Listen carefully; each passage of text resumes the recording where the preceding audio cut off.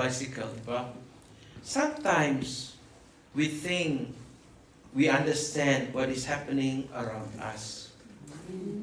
In reality, we are only seeing part of the picture. Na pansin ba ninyo in about 10 years or few years ago, there was a three-dimensional picture? Nakita mo ba yun? Sabi ba, hindi ko ba? Sabi ng kaibigan sa kaibigan, tingnan mo nga, tutukan nga maayos para makita mo anong sa likod yun. Did you ever saw it? Hindi pa? Eh, bata ka pa rin. Ha? The three-dimension, sometimes makita mo mga animals, mga picture doon. Yeah, so, paminsan-minsan mga building. Pero kung just like that, you cannot really see what's behind that. So, of course, we only the eyes that we can see it better. So, mga kapatid, the fourth Sunday of Lent, it is called Letare Sunday. Letare Sunday means to say, rejoice, because we are halfway already towards our Lenten observances. So, this is also in the middle of all this because, di ba, ang panawagan ng Lent, tatlo lang eh. Prayer, fasting, thanksgiving. When you pray, you see God better. When you pray, God give you what you need, not what you want. Palagi mga kapatid, tayo, we want it to be what I want, Lord. But God will never give you that could spoil you, that could harm you, that could deteriorate you. He will always give what you need because what is the best for you. Amen. So that is precisely that Lenten is all about. And secondly, it is carried with penance. No, penance means to say, ang fasting. Fasting, mga kapatid, hindi lamang kung hindi ang pagpuasa sa pagkain. No? Tayo mga kapatid, mga Pilipino, masakit ang tiyan natin kung hindi kumain. So, hindi lamang sa pagkain, kung hindi sa ugali. Kung we are very fast in judging others, hinto mo na. Reflect. Kung mabilis tayo makisabi sa gossip, wag muna. So, kung become chismis o chismoso, no, alisin na yun. Kasi hindi naman makatulong sa paghayos sa isang buhay eh. Kung hindi lang magpapasira sa ibang tao. Di ba? The church give us a moment of joy, and that's why we anticipate of all this. Anticipate of what? The resurrection of Jesus, our Lord. So that's why the reading is so important of seeing. Pero bakit ang how to see? Because in the gospel, it is the blind man and seeing and recognizing the truth. And that is, we could see in the eyes of faith. So today's gospel, Jesus encounters a man who had been blind from birth. Through this miracle, Jesus reveals not only His power, but to heal, but also His mission to bring light of darkness into the world. The darkness of the world become into the light of Jesus. But most of all, into the human heart. Di ba? Paminsan-minsan, mga kapatid, sa puso natin, bigat ang karandaman natin. But when we read and reflect on the Word of God, mas lalo na ang pag-sharing, ang testimony, kung nagbigay ng liwanag ng salita ng Diyos. Pero ngayon, hindi pa kayo makaliwanag sa akin kasi ang ipin ko nga, may 5 holes eh.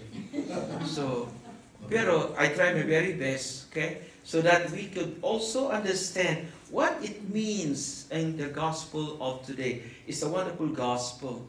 So, for example, a group of OCIA, di ba? Nag-aral sila para matuto sila maging isang Katoliko. So for many months, they follow that program.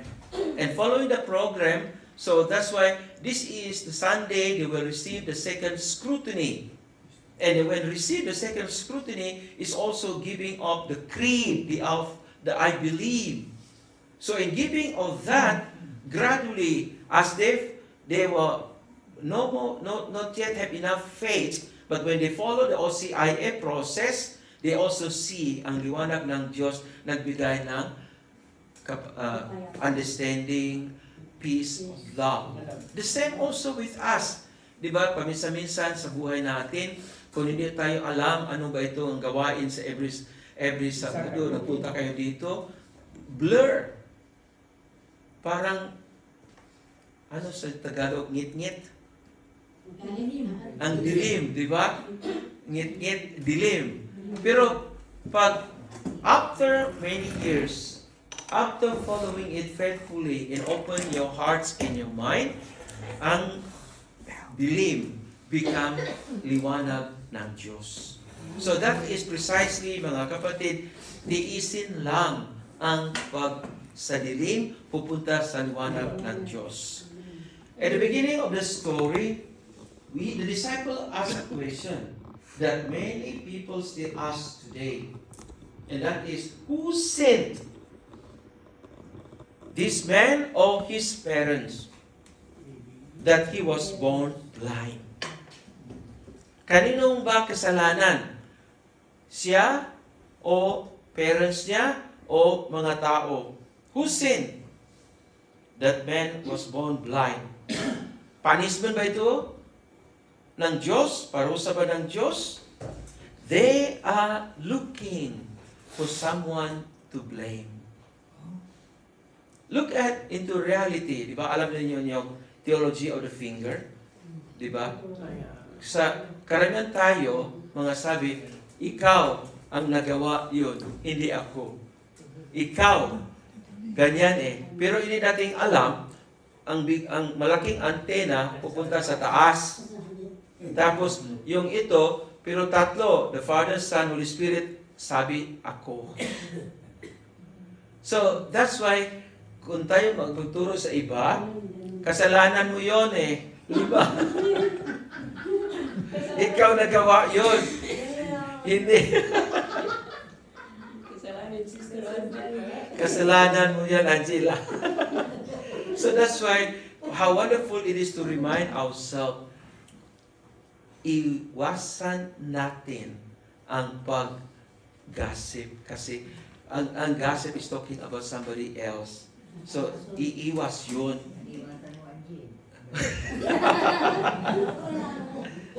Alright. So, but Jesus shifted their perspective. Pinabago ni Kristos ang paniwala nila. Jesus taught them that suffering is not always mean a punishment from God or from others, okay? Sometimes it becomes an opportunity for God's glory to be revealed. And that's why, mga kapatid, no, I just come up actually from the Knights have their retreat also. And how beautiful the theme. I was given the talk of Heralds of Hope. So the theme was renew, revitalization, and reflect. So, ibig sabihin mga kapatid, tayo rin sa gawain every Saturday, sana po, and when so much trouble our mind and our heart, sana sa gawain is renewing our spirit to give thanks to God. Amen. Sana, Lord, ang pagka-sharing sa matag-isa and sharing not only in words but your presence revitalize you, to encourage, to re-energize you. Because you are coming together to strengthen each other no matter what. So that is also, by your presence here, is also strengthen me. Kasi sabi ko, ano ba ito kausapan nito? Kasi hindi naman maayos sa siguro pagsalita ko, but your presence is inspired me to talk not longer, but to talk more. So that's precisely, mga kapatid, Jesus then does something very symbolic. He makes mud and his saliva and places it on the man's eyes. And see the beauty of this. Why mud?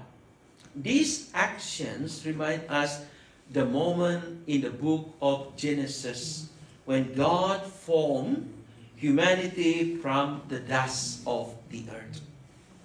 Di ba ang message ng from dust you dust and dust you shall return? So that's why Jesus also used ang anong sa piligiran niya para magamot itong tao. So in a sense, Jesus is performing a new act of creation. And after that, he asked the blind man, go and wash yourself in the pool of Siloam. Siloam is sent. Bawat isa natin, mga kapatid, is indeed to send the good news that you receive to other people who have not received. Kahit na sino sila, as long hindi namin tayo nag-preaching, but pinakita natin kung hindi lang sa salita, pero sa gawain natin. Because I believe every man cannot read the Bible, but every man and woman could read and see your daily life. So that is precisely important. Then, after that, at that moment, the man still blind, as if he could see. He went to the pool of Siloam. He obeyed Jesus. And that's why, sa paniliwanag doon, sometimes kahit na mahirap gawain, pero if God asks you to do it, He give you the energy and as well the understanding to do it. Kapit lang po sa pagmahal ng Panginoong Diyos. So, and after that, he received his sight. This simple yet powerful act reminds us that Christ is the light who enters our brokenness. Kasi paminsan, kung mabigay tayo ng doing something, we can say, hindi ko kaya yun, wala akong kaalam. So already, you're looking into the darkness of that. Why didn't say, okay, kung ito ang bigay ng Diyos para sa akin, sige Lord, kapit lang ako sa iyo, I can do it. So dapat yun ang dapat ang ugali natin. So to see, because sometimes, because blind cannot see, and yet sometimes we make it a point of the things that are given to us. I said, no, I cannot do it. But if you said, yes, I will do it, it will God give you the energy and the mind to do it become into a reality, and that is miracle. Amen. So that is quite precisely that Jesus asked this blind man to walk into the pool of Siloam, and after that he obeys, he saw. Christ is the light who enters into our brokenness and transform it into a testimony of grace. But let us now look what is spiritual blindness. But the story does not end there. Instead of celebrating the miracle, many people begin to argue about it. The religious leaders question the healing man again and again. Bakit? Di ba? Kasi hindi nila nakita ang pinaliwanag ng Diyos sa isip nila. They continue again and again. They ask, why? This is what we call spiritual blindness. Bakit ba? All over again they ask, whose sin is this? His parent or other people? And after that, they put the negative attitude of that. That is the punishment.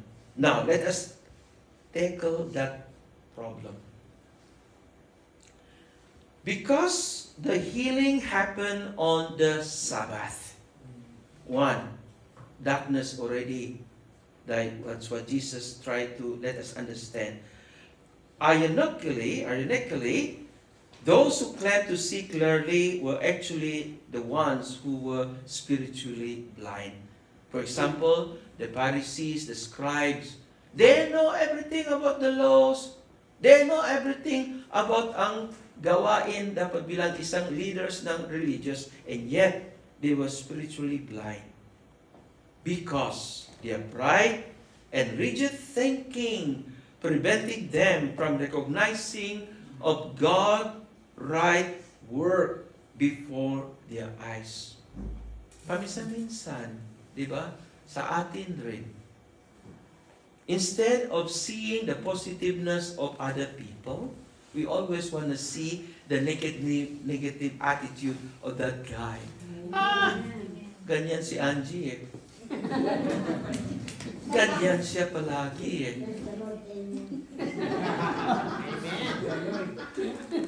So that's why now, sa gawain mga kapatid, it is a process to see the goodness of God, the goodness of others. Help us to see, and it's not to judge, but to say, hey, Angie, dapat magbago ka na. Amen. So, ako rin, sabi mo Angie sa akin, Father Joe, dapat nagbago ka na. Nagbago nga ako, hindi ko magsalita eh.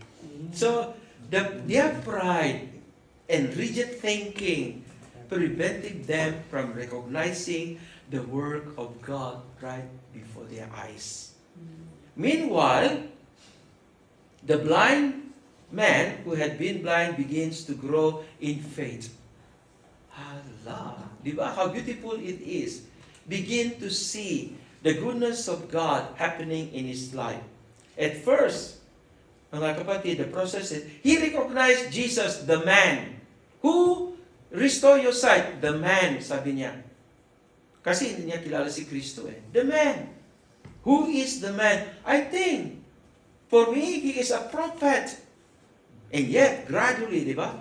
Pinalakas ng Panginoong Diyos ang pananampalataya niya para na-recognize niya sino ito si Kristo. First, the man. Secondly, the prophet. And after that, he said, the one who encounters with me is Jesus. He recognized him as Lord and he worshiped him. So how beautiful it is, even in all the hymns that we sang, in all that we try to give a testimony, it is to recognize that Jesus is the Lord of our life. Amen. From recognition of ordinary man, the prophet is, by the way, the messengers of God. And then Jesus, the way, the truth, and the life. Son of God and Son of Mary. So that is precisely how this blind man encountered, gradually seeing the goodness of God happening in him, he recognized Jesus. May we continue as well in our journey towards the kingdom. Don't lose sight of the goodness of God happening in your life. The real meaning of blindness. The gospel ends with a powerful message. True blindness is not the inability to see with our eyes. True blindness is the refusal to see with our hearts. Meaning to say, mga kapatid, sa mata, makita natin. We can accept it, but kung i-refuse natin, itanggi natin sa puso, that is the true blindness. Because the stubbornness of the heart, kahit paano, di ba, matigas ang puso. Kahit na ito totoo, ayaw niya tanggapin ang totoo kasi matigas ang puso. The man who was once marginalized become a courageous witness of the faith. Alam ko itong blind man ito, membro ng El Shaddai eh. Kasi, di ba, sa gradually, he or she, in this matter, mga member ng El Shaddai, also become stronger in your faith. Kasi kung hindi, ay naniliwanag pa Panginoong Diyos, ayaw mo tagapin ganyan, you will never come day in and day out on Saturday. Kasi, parehong itsura, parehong ugali, Ang ano lang, i-diferensya si Father John, iba na ang buhok niya. So, siguro yun, pero ang importante yun, di ba, sometimes the familiarity that you have with one another could put you into setback. But let us see the meaning of that. Those who believe themselves to be enlightened remain trapped in their pride. Problema itong pride. Amen. No? Hindi lamang sa isip, pero pride in the heart is dangerous. Refusing to see the goodness, to see what God has done ito upon your life. So, during this Lenten season, the Gospel invites us to ask ourselves, are you open to the light of Christ? Amen. If we are open, and then the light of Christ will shine in every area of our lives. Ang pag-isip natin, sana Lord, maniwanag ang salita mo sa isip ko para ibigay ko sa iba ang pagmamahal mo sa akin. Amen. Because when you share God's love, dear friends, it is the nature of God in the way you live as well. So, or are we clinging to our own certainties? Paminsan-minsan, hindi ko alam, ayaw ko gawin yun. No, with that. Because bilang anak ng Diyos, mga member El Shaddai, we are given the task and responsibility to tell the world of God's love to everyone. So, it is by the virtue of a baptism actually. So, when we allow Jesus to touch our lives, He will not only heals our wounds, He opens our eyes to see new way of seeing. So, we begin to see, what to see? God's presence in our struggle. Kung may mga problema, kung may mga hindi feeling okay sa buhay ko, allow God to walk with it. Because there is no mountain too big that God cannot carry.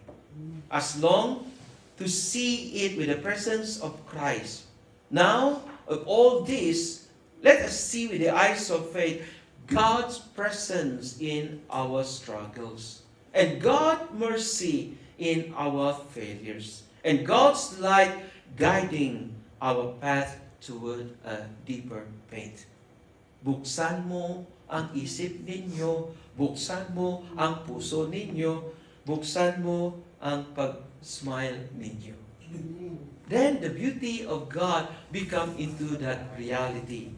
So mga kapatid, 3 minutes, I hope I can finish this. 5 ways to walk in the light of Christ. As we continue our Lenten journey, I would like to propose 5 ways in the light of Christ. First, open your eyes. Open my eyes to the new Lord. I want to see Him. Diba? Like the blind man in the gospel, he must first recognize, we must first recognize our need for God. Your word, O Lord, is a lamp into my path. And that is, we need the Word of God to help us and to guide us. Lent invite us to open our eyes to the areas where we may be spiritually blind. Ano ba spiritually blind ito? Our pride could be. Hindi naman makatulong sa atin, di ba, ang pride? Kung ang fried chicken pa, makatulong kasi busog tayo. Pero ang pride, mga kapatid, it is only make us isolated from one another. Because when we so much pride, who want to talk with us? Sa salita lang, makita nyo ang pride na mas lalo ko sa gawa. Who want to be? Di ba? So, our judgment.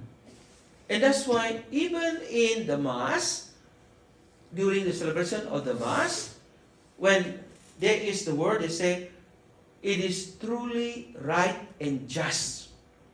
Ito ang ginagawa ni Kristo, totoo yun. And malaking hustisya yun. And that is judgments, dear friends, no? Let it be God to put that into order. Because God will judge us according to the justice of love and mercy. Sometimes we only give judgment with justice only. Sometimes walang mercy, walang love. As long mapanis yung isang kabilang tao. And our indifference towards others. Hindi iya kaya yun.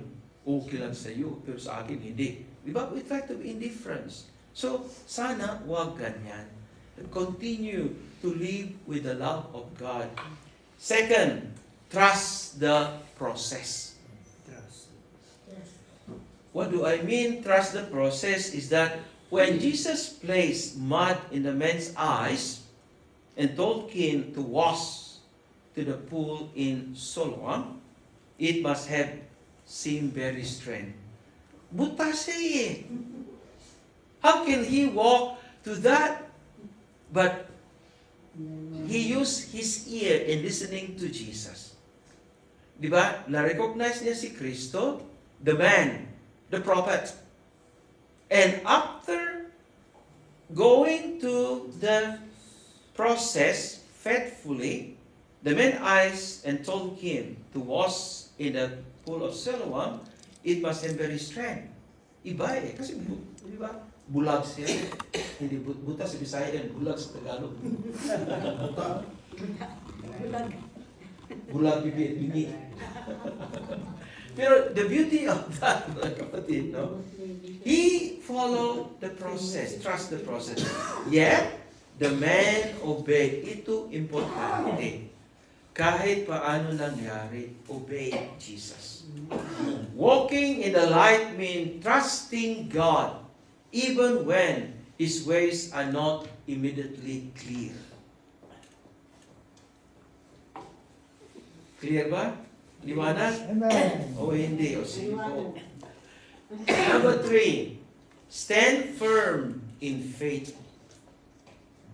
The healed man was questioned, criticized, challenged by others. Paminsan-minsan, mas lalo na mga leaders, kun na-criticize ka, kun na-question ka, kun na-challenge ka, anong ginagawa mo? Huwag naman mag-iyak-iyak ka sa no? But he said, Lord, gawain ko ito kasi ito ang binigay mo sa akin, responsibility. That is humility in accepting the task and responsibility. And God will give you the energy. And God will give you ang liwanag ng salita ng Diyos para sa iyo. At the right moment. Kasi continually breaking up the Word of God is very healthy. Because it helps us in one particular moment, ilabas ang salita ng Diyos para ang iba, wow, wonderful indeed, salamat. Being challenged is not to put you down. It is to help you understand in all this reality.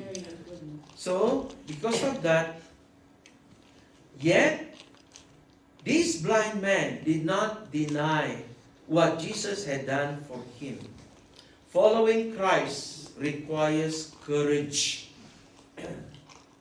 especially when our faith is questioned.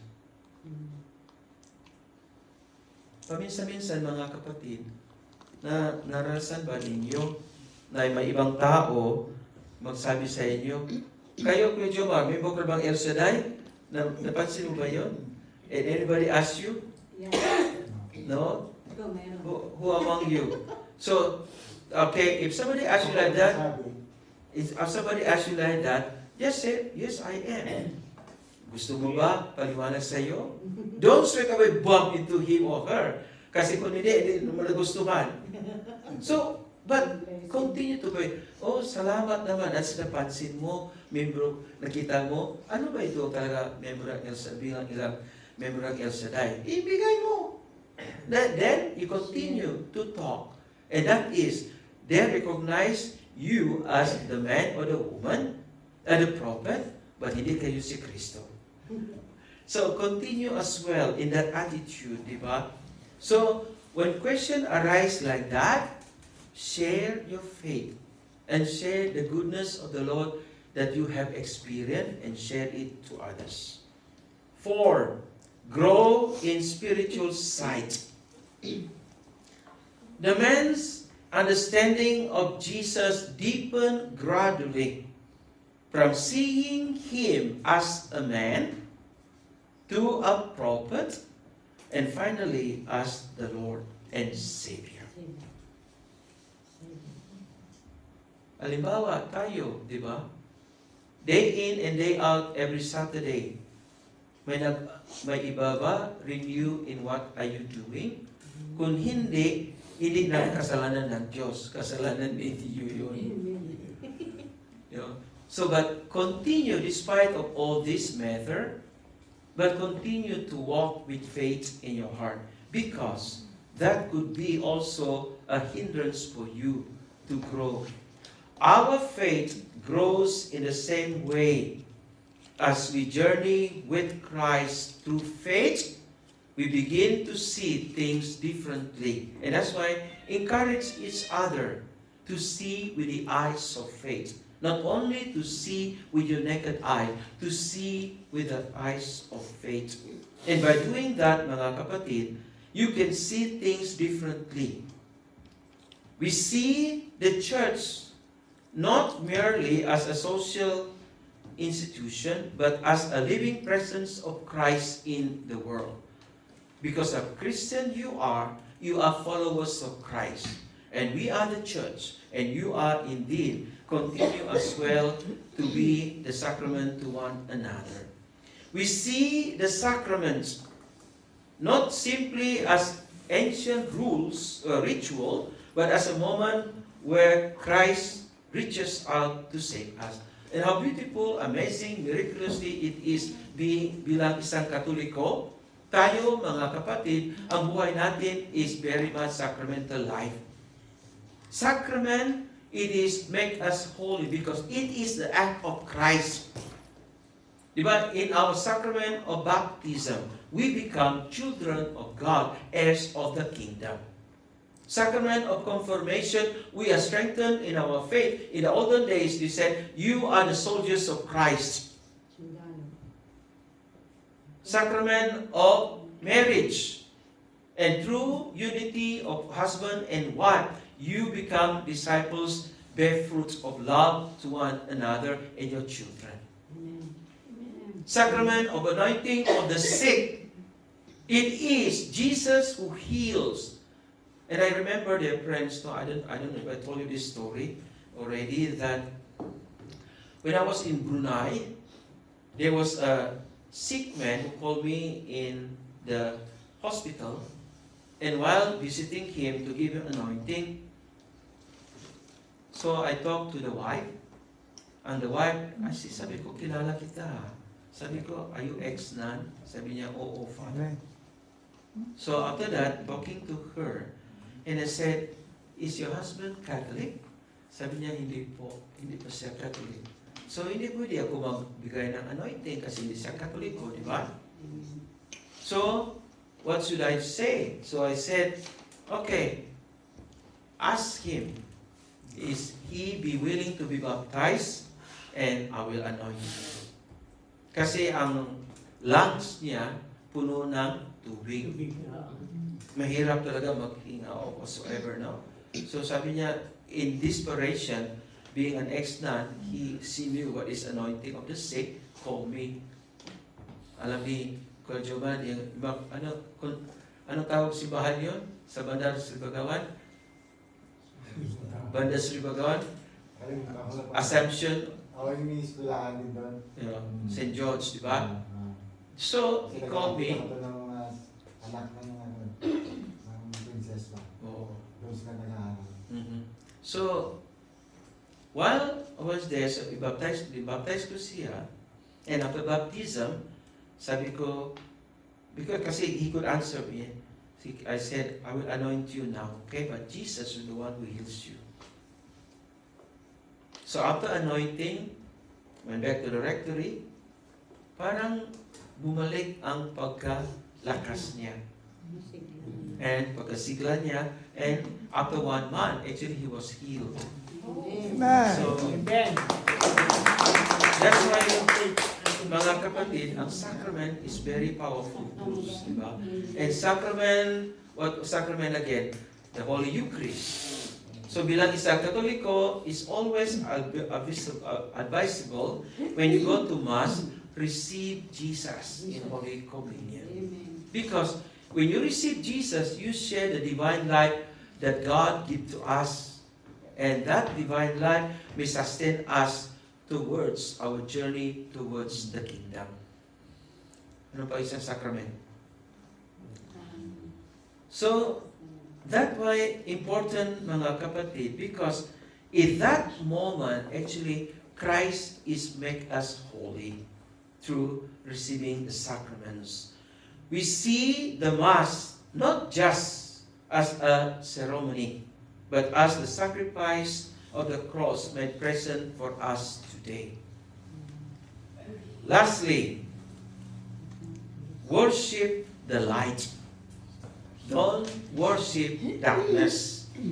The gospel ends with a healed man worshiping Jesus. Jesus, the light of the world. The purpose of receiving God's light is not simply to see, it is to enter into a deeper relationship with Him through faith, gratitude, and praise. This is what we do sa gawain every Saturday. To enter into the light of Christ, we give thanks to God. Ang saya-saya natin, di ba? Kahit may mga problema tayong pinagdala sa bahay, it's okay. But we feel the joy of coming together because it is Jesus who's the one who gives us the joy. And then, in the gratitude of that, we give thanks to God and praise the Lord. Amen. Praise the Bakit Lord. ba mahiya tayo to praise the Lord, di ba? So, mga kapatid, conclusion, when Christ enters our darkness, something beautiful happens. Our blindness becomes vision.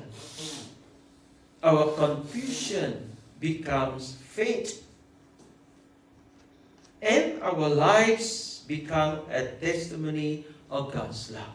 Sino ako? Kasi ipinaliwanag ng Diyos sa buhay ko, ipabahagi ko ang liwanag ng Diyos, pamahaling Diyos sa iba. Amen. Don't be stingy.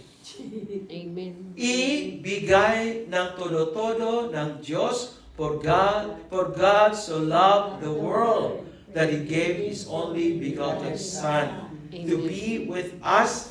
So tayo natanggap ng Panginoong Diyos. Sino tayo? Jesus is with us. Give Jesus Christ to others. Complete in all totality.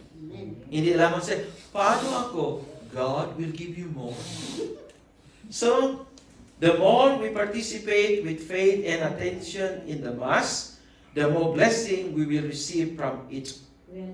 And the last is, may the Lord open our eyes to see that we may walk always in His light. I'm done, mga kapatid. Salamat. Amen. And pray for me, okay? Okay. Okay. All right, everybody please stand and hold each other's shoulder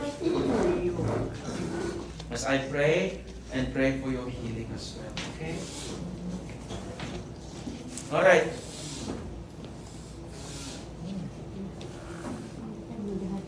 Okay? Para hindi maputol doon. Dito ka. Again, with the gracious God, come to our attention, come to our aid. Bless our mind, but most of all, bless our heart to continue to be open at your prompting of the Holy Spirit, the Spirit of wisdom, the Spirit of understanding, the Spirit of kindness and gratitude and praise. May by your holy presence within our mind, our hearts, and each and one of us may continue as well to become an instrument of love, an instrument of peace to one another. Amen. Despite of our own limitations, Lord, we give it to you. Make use of us, our freedom, our liberty, in our mind, in our heart, we always be focused and rooted to your kindness and your love. And so that we can also, in our own living, in our lives, be experiencing the love that you have given to the blind man to see the great goodness of God. And Lord, Amen. at this moment as well, each and every one of us has our own different feelings, different emotion, different feel of psychologically. May by your presence be heal us in all this matter.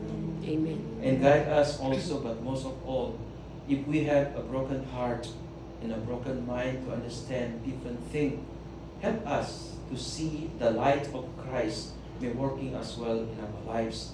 And always say, glory be to the Father, to the Son, and to the Holy Spirit, as it was in the beginning, is now, and ever shall be, world without end. Amen. The Lord be with you. And with your spirit. May Almighty God bless you, the Father, Holy Son, and Spirit. Holy Amen. Spirit. Amen. Salamat po. Thank you, Father. See you, Father. See you. Bless you. Bless you, bless you. Oh, nalimutan ko ito ah. Para naman ako si Madonna. Oh, salamat po. Salamat. Thank you, Father. Happy trip. Oh, saan punta mo? New Jersey. Tonight, anniversary po, Father. New Jersey. Si Father Alfie Pangilinan. Oh, si Alfie. Alright. Okay, sige po. Thank you, Thank you, Father. Father. Bless you. Thank you. Bless you. Thank you, mag-bless mo na tayo. Oh, bless ka na. Bless. No, Bless you po. Bless you. Bless you po. Bless you po. Thank you, Father.